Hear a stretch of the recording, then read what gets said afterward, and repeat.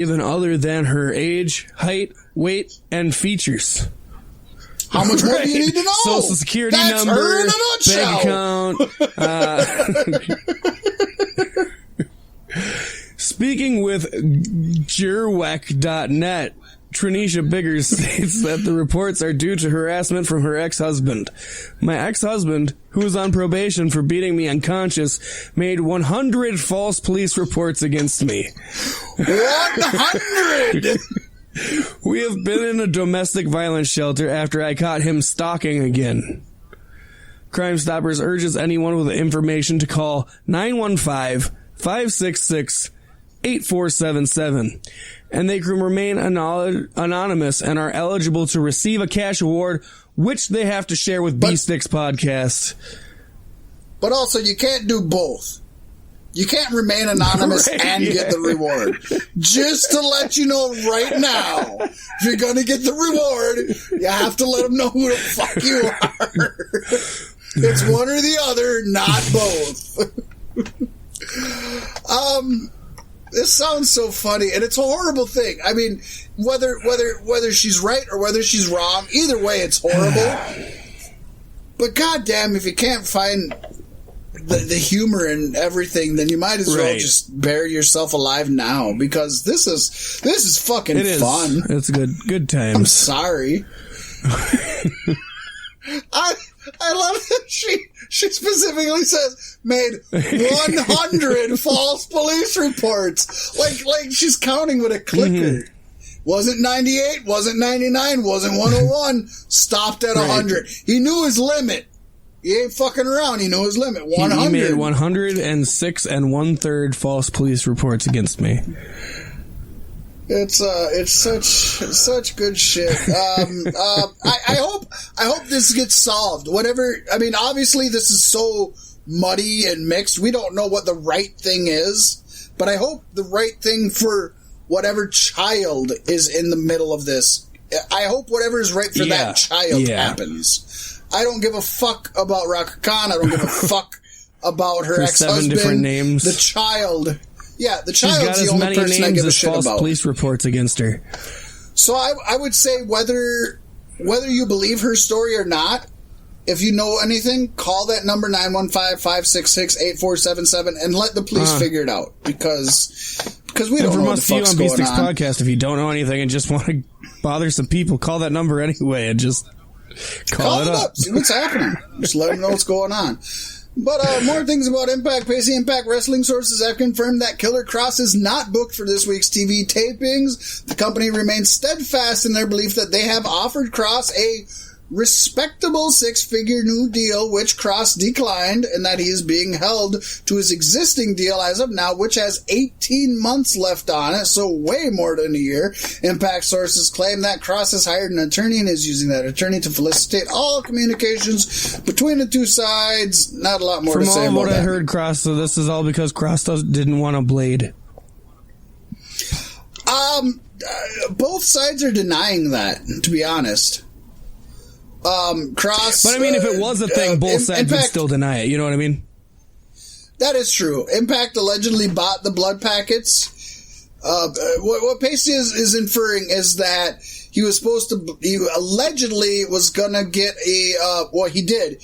He got a kendo stick broken into the mouth. He was supposed to blade, said he would bleed right around his mouth. He didn't want a blade because he said that there were no medical personnel backstage, so he didn't feel comfortable blading, which I stand behind 100%. That's your choice. Wish Chris Jericho wouldn't have bladed. Yes. According to Impact Wrestling, they're the ones that said, that's cool, we'll go get blood packets and let you do blood packets. They also said that they admit and agree that there were no medical personnel backstage, but said that EMTs were backstage so that if anything happened, they would be on guard. So both sides are saying that's not the actual issue. It's more about the contract than anything else. But it's pro wrestling. Who the fuck knows?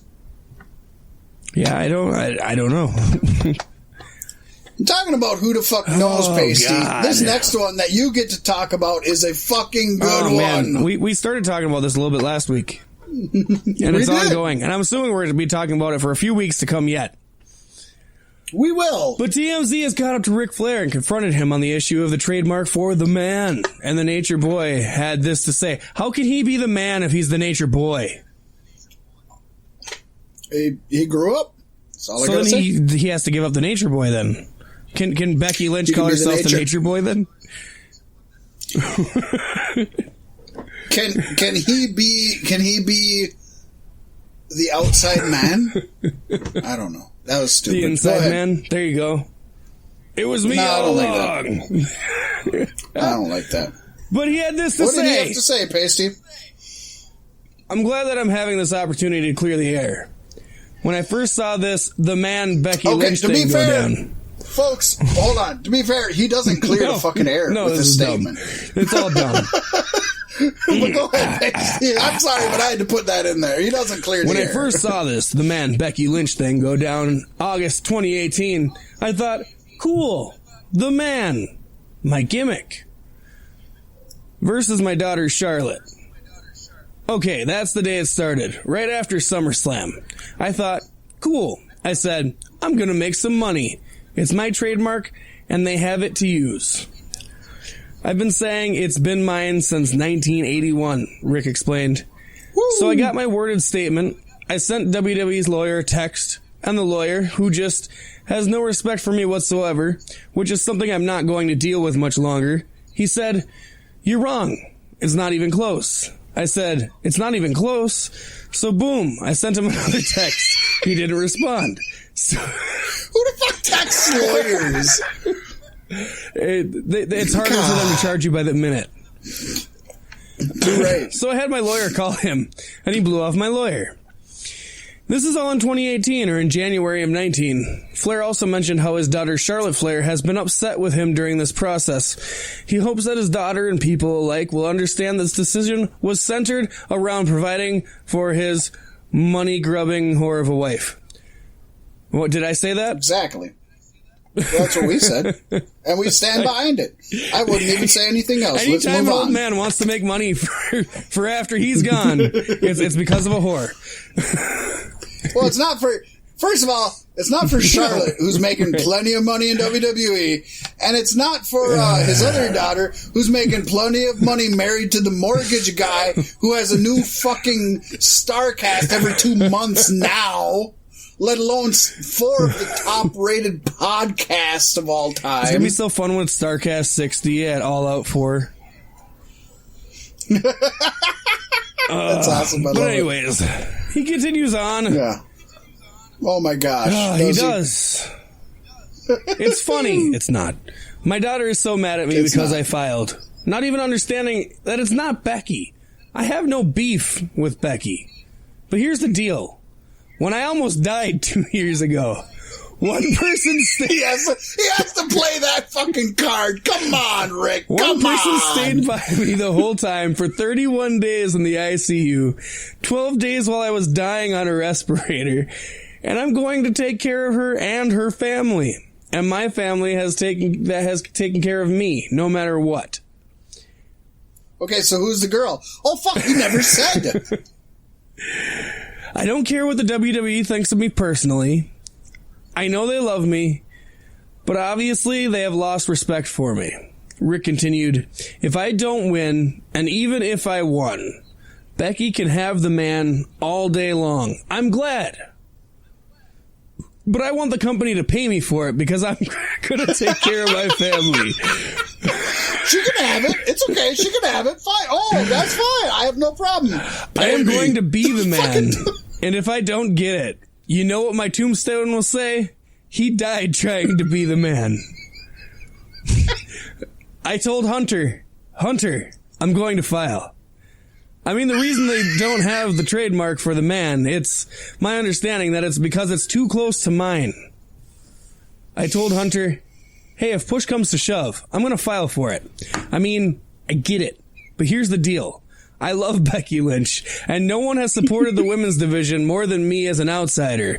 But my whore of a wife has supported me more than the women's division. As a matter of fact, I told the guys that I would have texted Becky last night and Sasha, But I'm sure, what does Sasha have to do with anything? What has he taken the boss to do with too? anything at all? This whole sentence makes no sense. This is a whole Ric Flair, take your pill, take a nap. And thusly, I'll start it over one more time. As a matter of fact, I told the guys that I would have texted Becky last night, and Sasha. But I'm sure Becky, I don't know what the WWE spin has been to her. They stole it last night. Flair explained. Those aren't sentences. Those aren't even sentences. I love that the article goes on to say sentences. Flair explained. What? That's not an explanation. Those are random words you spit together. Usually I have some kind of solace at the end of an explanation. I just have more questions. But I'm sure Becky, I don't know what WWE's spin has been to her. They stole it last night. Ends with a comma, not a period. Lynch did eventually catch wind of Rick's trademark filing, and she commented on Twitter, "I am the man." Flair responded, "To be the man, you gotta beat the man. Hashtag already trademarked." And this is where we bring it back to last week when I say that trademark has to be literal and Becky Lynch has to pin Ric Flair, and this can all be resolved. I also think Ric Flair has turned into fucking Donald Trump. He actually probably died there, and she's just been weekend at Bernieing him ever since, trying to get into his bank accounts. Yeah. I like that. Weekend at Burnsies. Basically, this has been a good episode. I thought this was going to be a super short episode, and thankfully to AEW. AEW, for all the positives, the negatives, the plus, the minus, whatever you want to say, they give us a lot to talk about. They give us something else to talk about. They give us something new to talk about, and they give us hope. Yeah, they give us hope. And for whatever negatives that I might have to say about things sometimes, this is good. This is good. This is really good. I like it. We got to end this. Fat Mac has had a rough week, and it's not over yet. Pasty, I'm Fat Mac, and I love everybody listening to this. Fat Mac, I'm Pasty, and I hate everybody not listening to this. We agree on both of those things. Until next week.